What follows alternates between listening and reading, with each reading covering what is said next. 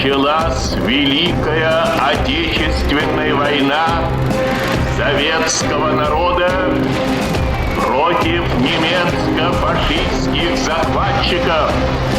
Наше дело правое, враг будет разбит, победа будет за нами.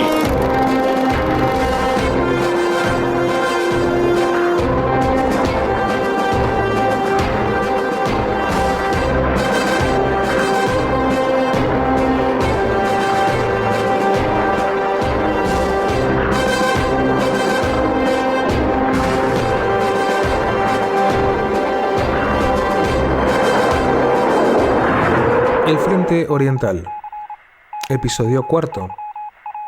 La primera semana en el Frente Norte, tercera parte. Raseiniai. En el pasado episodio del Frente Oriental, vimos cómo el grupo de ejércitos norte aplastó y dispersó a las fuerzas defensoras soviéticas de los ejércitos octavo y undécimo en la frontera, conquistando la franja de tierra entre el río Niemen y la frontera y el río Dubisa. El comandante del Frente Noroccidental soviético, el general Polkovnik Kuznetsov, se dio cuenta de la gravedad de la amenaza y, pese a no tener ningún apoyo aéreo por la debacle de la Fuerza Aérea Soviética, la VVS, ha ordenado a su subordinado, el general Leitenant Sobiednikov, contraatacar. A pesar de las dificultades para el movimiento, Sobiednikov ha logrado maniobrar sus fuerzas mecanizadas hasta ocupar el área alrededor de la población de Raseiniai, retomando la orilla occidental del río Dubisa a sus espaldas. Comienza la batalla de tanques de Raseiniai. En el área alrededor de la pequeña población de Raseiniai comenzó una batalla de tanques entre la segunda división de tanques soviéticos liderada por el general de división Yegor Solyankin del tercer cuerpo mecanizado y la primera y sexta divisiones Panzer dirigidas por el Generalleutnant Friedrich Kirchner y el General der Panzertruppe Wilhelm Ritter von Thoma, respectivamente. Las tropas objetivo de Sobiénico estaban dispersas. La primera división Panzer se había abierto camino a través de Tauraghe, como vimos, donde las fuerzas soviéticas habían convertido cada edificio en un pequeño fuerte. En la noche del 23 de junio, con la ayuda de la Waff-Kompanie de Comandos Brandenburgo, la primera división Panzer capturó un puente ferroviario de 300 metros de largo en Tituvienei. Al sureste, la sexta división Panzer quedó sin apoyo logístico el primer día y necesitaba municiones desesperadamente. La división no logró su misión inicial, que era capturar otro cruce del río Dubisa, y ahora asumió una defensa Eagle, o de erizo, o posición defensiva completa, cerca de Raseiniai, en el momento en el que más de 100 tanques del Ejército Rojo atacaron. Su batallón de motociclistas sobrevivió apenas unos 20 minutos hasta ser completamente destruido. El general der Panzertruppe Reinhardt percibió el peligro acuciante y ordenó a la primera división Panzer que se detuviera y girara hacia el este en apoyo. Los Panzers y los KV-1 combatieron a quemarropa a distancias de apenas unos 50 metros. Desde el oeste, Kuznetsov trajo al 12º Cuerpo Mecanizado, con sus divisiones acorazadas 23 y 28, y la división motorizada 202, pero el 12º Cuerpo Mecanizado fue lento y no se coordinó con la segunda división acorazada de Solyankin, como en un principio estaba previsto. La segunda división acorazada soviética había venido del este y estaba situada alrededor de Raseiniai. Y el relato de la batalla es el siguiente según el informe original soviético.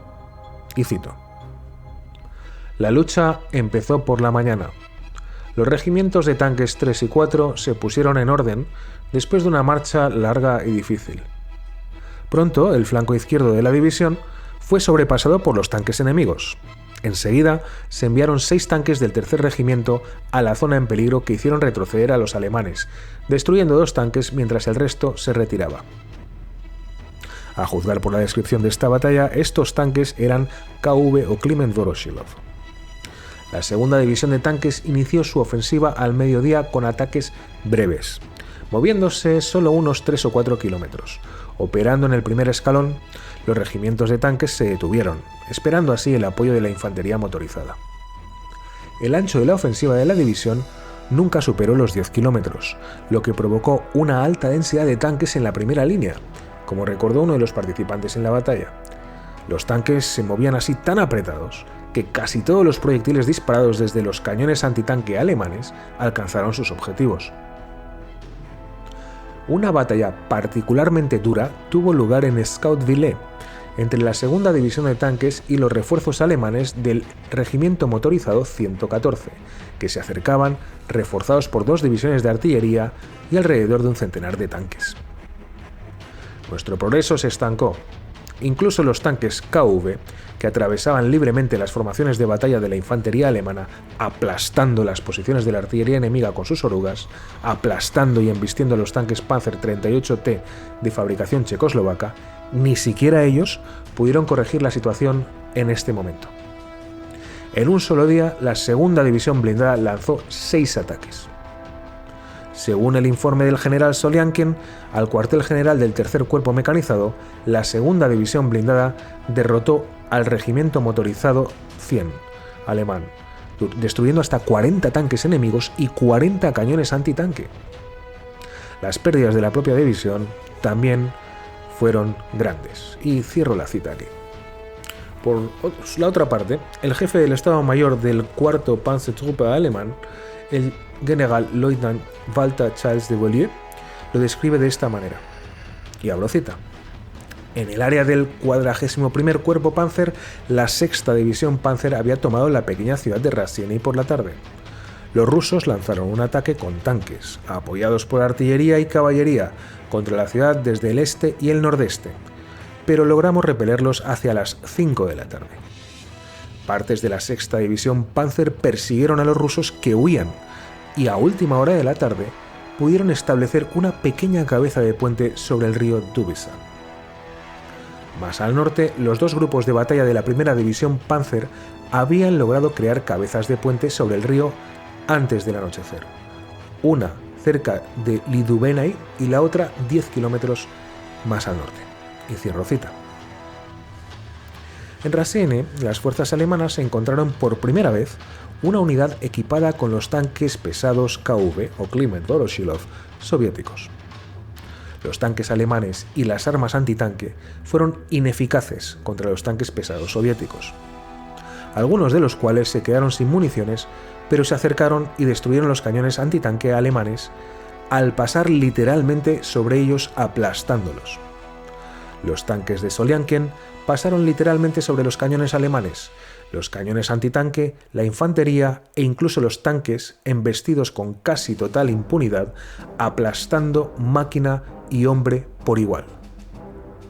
Los alemanes dispararon contra las orugas de los KV, los bombardearon con artillería, cañones antiaéreos y la infantería los atacó cuerpo a cuerpo con bombas Lapa o adhesivas. Al sudeste de Rassieny, la división alemana de infantería 290 se situó en el pueblo de Ariogala, en la carretera de Rassieny a Kaunas. Al sureste de la batalla estaba el cuerpo motorizado 56, bajo el mando del General der Infanterie Erich von Manstein. Para von Manstein, las cosas habían ido muy bien el 23 de junio, especialmente para la 8ª División Panzer, que había tomado el pueblo de Josvanier, a 10 kilómetros al oeste de Kedanier, a las 21:20 horas. La división solo había encontrado una débil resistencia enemiga hasta el momento, por lo que el avance hacia Daugavpils parecía bastante prometedor. Al sudeste y a su derecha, el 28º cuerpo dirigido por el General der Infanterie Maurits von Victorin, con sus divisiones de infantería 122 y 123, atacaba la derrotada 5ª División de Fusileros soviéticos, que se retiraba hacia Kaunas, abandonando todo su equipo pesado en el camino. La División Motorizada Soviética 84 envió destacamentos de reconocimiento y descubrieron que columnas de tanques y vehículos enemigos se movían desde la dirección de Jurburg a través de Ariogala hasta Jonava. Por esto llegaron a la conclusión de que la división, que no tenía tropas amigas a los lados, estaba flanqueada por la derecha por las tropas alemanas. En realidad eran las unidades de avance de la 8ª División Panzer moviéndose alrededor de Kédagny.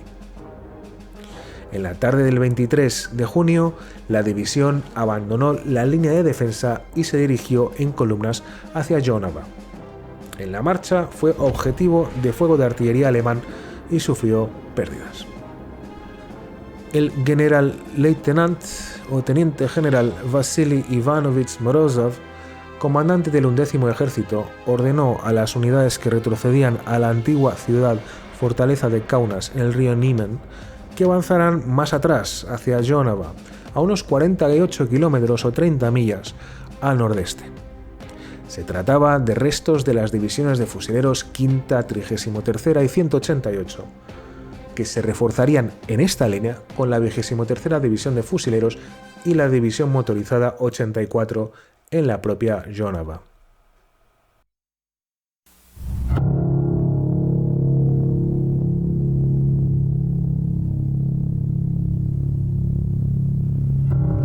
Día 24 de junio. El ataque del general mayor Solyankin. De vuelta al combate en Raseiniai, el reconocimiento aéreo de la Luftwaffe identificó hasta 350 tanques. Hebner decidió asignar a Reinhardt para destruir los tanques soviéticos y a von Manstein para avanzar lo más rápido que pudiera para capturar los puentes sobre el río Devena en Daugavpils, a unos 125 kilómetros de la posición ocupada por la 8ª División Panzer. El 12º Cuerpo Mecanizado Soviético se unió a la lucha en el lado occidental de la batalla de Raseiniai, cerca del pueblo de Scoutville, al norte, donde los tanques atacaron a elementos del 11º Cuerpo de Infantería y la 1ª División Panzer. El general de división o general mayor Solyankin maniobró 51 tanques pesados KV-1 y KV-2 de su 2ª División de Tanques del 3er Cuerpo Mecanizado para interceptar a la 6ª División Panzer en Raseiniai. Hizo así retroceder hasta 10 kilómetros a la División de Infantería Alemana 290 e informó a las 19:30 horas de esta manera que cito: «Durante la batalla no pudimos ver ningún avión amigo. El enemigo está bombardeando todo el tiempo. Pido cobertura aérea en Scoutville». Y cierro cita. Para rematar la situación, Solyankin también se quedó sin combustible en este día. El 41º Cuerpo Panzer luchó duro para salvar su punta de lanza. Con su Panzerkampfwagen 35T, la 6ª División Panzer parecía aislada y muy abrumada. La 2ª División Soviética de Tanques aplastó a su regimiento 114 de Infantería Motorizada, aplastando vehículos y mutilando heridos alemanes. Por primera vez en las divisiones de infantería que la acompañaban, el grito salió: «Panzerjäger» al frente, llamando así desesperadamente a los cazacarros. Los alemanes, en palabras del Generalleutnant Walter Charles de Beaulieu, lo vieron así, y cito: «Por la mañana del 24 de junio, la situación parecía menos favorable. Ante un poderoso ataque de tanques rusos, nos vimos obligados a abandonar la pequeña cabeza de puente del Dubisa temprano por la mañana. Por otro lado, el avance de ambos grupos de batalla de la 1ª División Panzer más al norte continuó sin cesar. Las débiles fuerzas enemigas aquí no poseían tanques y tuvieron que retroceder hacia el este. Mientras tanto, la División de Infantería 269 se trasladó desde su área de descanso, unos 15 kilómetros al oeste de Raseiniai, hacia Betigala, vía Raseiniai, para poder ejercer algún tipo de presión sobre el río Dubisa por la tarde. En opinión del 41º Cuerpo Panzer y del 4º Grupo Panzer, la División de Infantería 290 del 56º Cuerpo Panzer, ya cerca y al noroeste de Ariogala, ofrecía suficiente protección en el sector sur de la zona de combate. El 41º Cuerpo Panzer, por lo tanto, no vio motivo alguno para cambiar sus planes para la 36ª División de Infantería Motorizada que se acercaba y que estaba destinada a la expansión del frente en el flanco izquierdo. A lo largo de la mañana había quedado claro para el cuartel general del cuerpo que el enemigo no estaba satisfecho con solo recuperar la orilla oeste del Dubisa. Su objetivo parecía ser la propia población de Raseiniai, porque sus tanques avanzaban hacia la ciudad desde el nordeste y el este. En consecuencia, la 6ª División Panzer tuvo que pasar a la defensiva. Y cierro cita del informe de combate. Esto detuvo la 6ª División Panzer durante 2 días, a pesar de que los tanques soviéticos se habían quedado sin gasolina y se habían convertido así en búnkeres inmóviles en la orilla occidental del río Dubisa. Solo después de que los alemanes finalmente destruyeron los monstruos de hierro con cañones de 88 milímetros y cargas explosivas, se enteraron al final de que muchos de estos tanques no podían siquiera disparar, porque sus cañones no habían sido alineados con sus propias miras ópticas y no podían siquiera combatir. Sus órdenes simplemente consistían en embestir y pasar por encima de los tanques alemanes. En este punto, la imagen global del frente, según el alto mando alemán, muestra a los soviéticos defendiéndose en todas partes de la frontera. Los cuerpos de fusileros 10º y 11º soviéticos están siendo derrotados y sufren grandes pérdidas en todo el frente. En la izquierda soviética o al este, la división motorizada 84 atacó Jonava, pero al iniciar el ataque algunos soldados se negaron a hacerlo e incluso se dieron la vuelta. El comandante del regimiento Ivanovsky tuvo que impedir personalmente la retirada de los soldados y volvió a levantar las tropas para el ataque.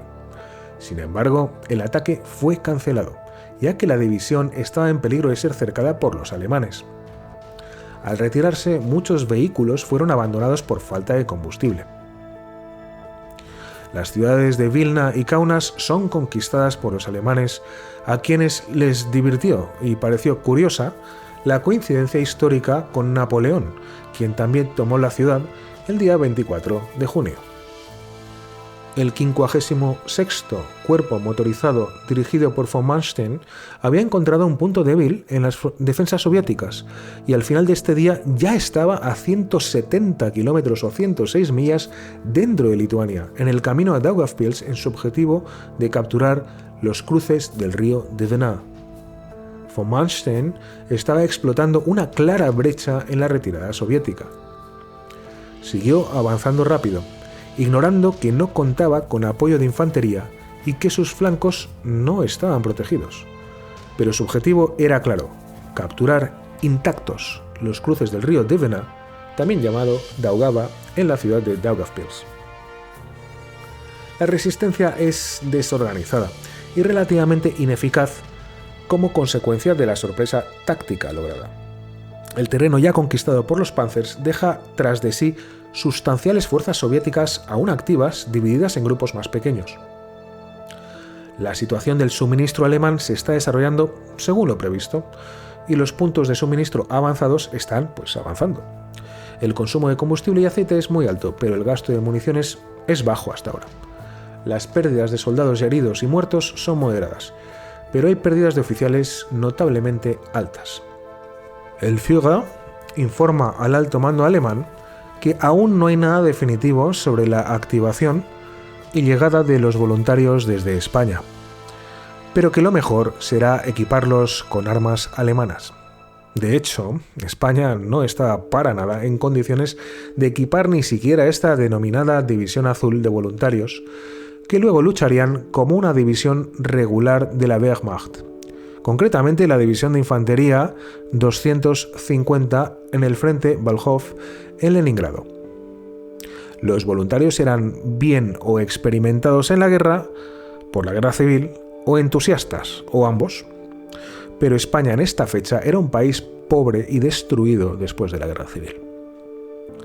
En este día, Suecia permitió que la división alemana 163 transitase por territorio sueco de camino a Finlandia. Los aviones alemanes también pudieron volar a través de Suecia, y se decidió que se dispararía contra los aviones rusos que entrasen en el aire sueco. Como vemos, una neutralidad un poco rara.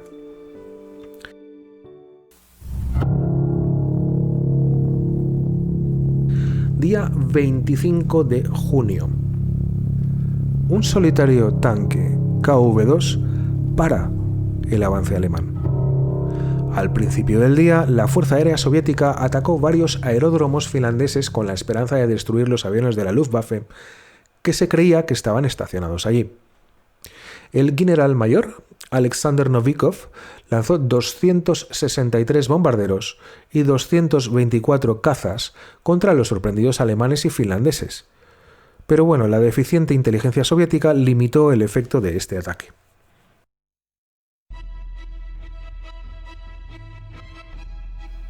En la batalla de Raseiniai, la división 23ª blindada soviética, pero sobre todo la 28ª división acorazada del 12º Cuerpo Mecanizado, atacaron, sufriendo tremendas pérdidas, principalmente debido a las pantallas antitanque alemanas, la artillería y el ataque aéreo, ya que ningún cañón montado en ningún tanque alemán tenía el poder de destruir a los pesados tanques Kliment Voroshilov KV-1 y KV-2. La 28ª división acorazada perdió hasta 84 tanques y quedó reducida a solo 40 tanques al final del día. La división motorizada 202 tuvo que cubrir la retirada de infantería y tanques del área de batalla de Scoutville.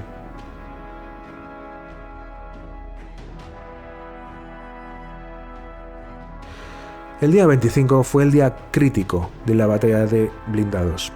Los tanques y la infantería soviéticos tendieron una emboscada al puesto de mando de la primera división Panzer, donde el general Kirchner y su estado mayor se defendieron con sus armas individuales. Sin embargo, Kuznetsov perdió la masa y la concentración, lo que los alemanes han llamado siempre el Schwerpunkt, al ordenar a sus formaciones mecanizadas que, y cito, operaran en pequeñas columnas para evitar los aviones enemigos. La primera división Panzer avanzó lentamente a través de la arena y los páramos, pero pronto llegó para ayudar a la asediada y cercada sexta división Panzer. Juntas ahora, estas dos unidades evitaron la crisis y de hecho le dieron la vuelta atrapando a gran parte del tercer cuerpo mecanizado. El 12º Cuerpo Mecanizado fue destruido poco después. El 12º Cuerpo Mecanizado había reunido 690 tanques el 22 de junio. Una semana después contaría con solo 50 tanques operativos, menos del 10%. Los tanques se quedaron sin combustible, se convirtieron en búnkeres, que los zapadores alemanes tuvieron que sacar y atacar y explotar en acciones individuales difíciles y que requerían mucho tiempo. Solo el Fliegerkorps, o el cuerpo aéreo, reclamó más de 200 tanques destruidos en el campo de batalla de Raseiniai. El autor David Glantz considera típicas las pérdidas de 198 de un total de 220 tanques de la 28ª División Acorazada Soviética. 2 días antes, cuando había comenzado la batalla de Raseiniai, un solo tanque KV-1 o su versión mayor, el KV-2, según la versión que se lea de la historia, que hay dos, avanzó muy por detrás de las líneas alemanas tras atacar una columna de camiones alemanes. Allí bloqueó todos los suministros durante 2 días, destruyendo todos los tanques, cañones antitanque y artillería que los alemanes enviaron contra él, hasta que, finalmente, fue puesto fuera de combate mediante granadas arrojadas por los soldados alemanes por las escotillas del tanque. A partir de entonces sería este el protocolo alemán de infantería al enfrentarse a tanques pesados soviéticos si no contaban con el apoyo del famoso cañón alemán de 88 milímetros. Así entonces se acercarían a los tanques, dispararían contra sus orugas para inmovilizarlos y acabarían con su tripulación. No hace falta decir que se necesitaba un soldado muy valiente y temerario para hacer esto. El general-leutnant Charles de Gaulier lo describe así, y cito: "Como se verá, iba a surgir una gran crisis para nuestras tropas de combate. Los tanques enemigos más pesados, tanques Stalin 1 y Stalin 2, como llamaban los alemanes entonces a los KV-1 y KV-2 en estas fechas, iban a aparecer en escena, y nuestras armas antitanque serían del todo ineficaces contra ellos. Una de estas monstruosidades atravesó nuestras líneas al este de Raseiniai, equipado con un obús de campo pesado de 15 centímetros, que era el que estaba montado en el KV-2 según Charles de Gaulier. La valiente tripulación de los cañones entabló un combate cuerpo a cuerpo con el tanque enemigo, abriendo fuego mientras se enfrentaba. A los 300 metros, el obús anotó un impacto directo. Se observó claramente y no hubo dudas al respecto. El tanque se sacudió un poco, pero eso fue todo. El proyectil se había desviado por el blindaje. El tanque continuó su carga hacia el obús y lo aplastó con su oruga izquierda. Sería comprensible si experiencias como esta durante la batalla de Raseine hubieran tomado a nuestras tropas completamente por sorpresa y frustrado sus esperanzas. Sin embargo, nuestros hombres no se desanimaron. Se acercaron a las monstruosidades, volaron sus orugas y acabaron con su tripulación. Esta había sido la primera aparición de estos vehículos de combate rusos fuertemente blindados. A la tarde siguiente, una comisión de la Agencia de Armas del Ejército vino a examinar a fondo uno de los tanques averiados, pero nuestras armas antitanque no pudieron penetrar su blindaje excepcionalmente fuerte, y concluyó así la cita.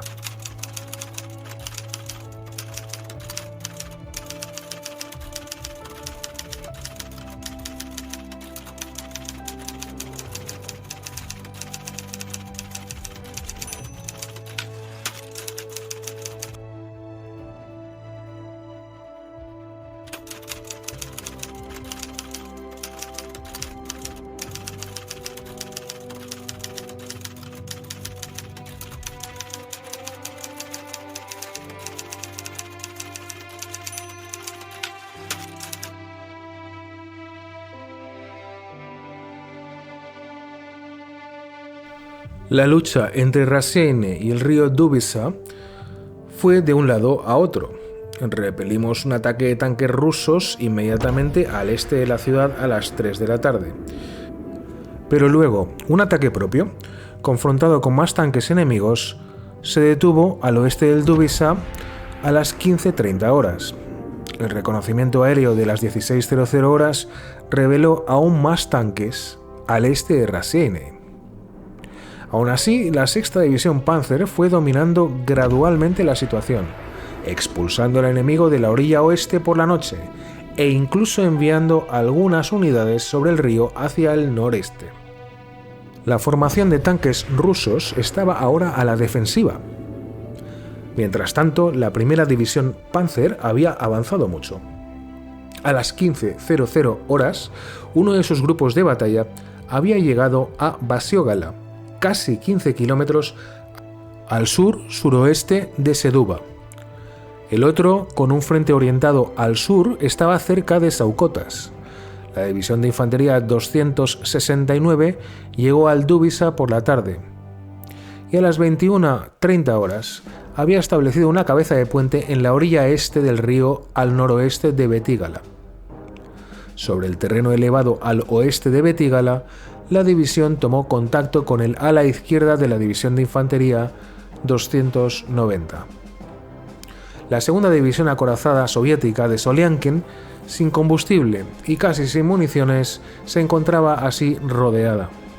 Su retirada se vio obstaculizada por el terreno, que era principalmente pantanoso, y el movimiento a campo a través era muy limitado. Los esfuerzos soviéticos para escapar eran así muy erráticos y desorganizados. Al este, la 30ª División de Infantería alemana rechazó los ataques de la División Motorizada Soviética 84, que en ese momento estaba muy mermada de fuerzas. Justo al lado de ellos, la 5ª División de Fusileros Soviética atacó la ciudad de Kaunas, pero fue repelida con grandes pérdidas. La 8ª División Panzer alemana capturó el pueblo de Utena, que ahora se encontraba a solo 70 kilómetros o 43 millas del objetivo de Daugavpils y casi sin cobertura de infantería amiga en la espalda o a los lados. Más al este, los lamentables restos de la 5ª División acorazada soviética constaban de solo 3 tanques, 12 vehículos blindados y otros 40 vehículos, y se encontraban a 5 kilómetros al sudeste de Molodechna, en Bielorrusia, en el camino a Minsk, expulsados por completo de Lituania. El mariscal Semyon Timoshenko ordenó entonces al coronel Polkovnik, rango equivalente al general de ejército, el general Kuznetsov, que organizara una defensa en el río Dvena, mediante el despliegue del octavo ejército en la margen derecha del río desde Riga hasta Livani, mientras que el 11º ejército defendería el sector de Livani a Kraslava o Kraslau, como le llaman en lituano. Kuznetsov también decidió utilizar el 27º ejército del generalmayor Berzarin. Berzarin debía sacar a sus tropas de las islas Hiuma y Saaremaa y de Riga y llevarlas a la ciudad de Daugavpils. Al mismo tiempo, el alto mando soviético, la Stavka, trasladó al 21º Cuerpo Mecanizado del generalmayor Lelyushenko del Distrito Militar de Moscú para cooperar con el 27º Ejército. Lelyushenko tenía entonces 98 tanques y 129 cañones.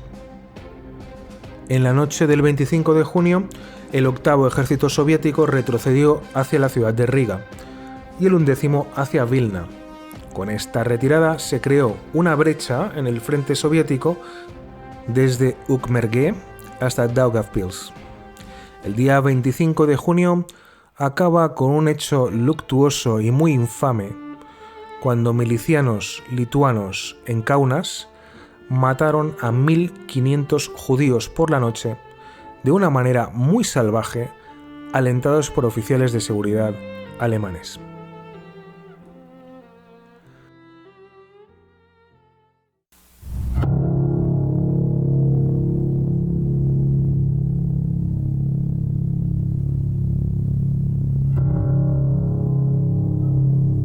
Día 26 de junio.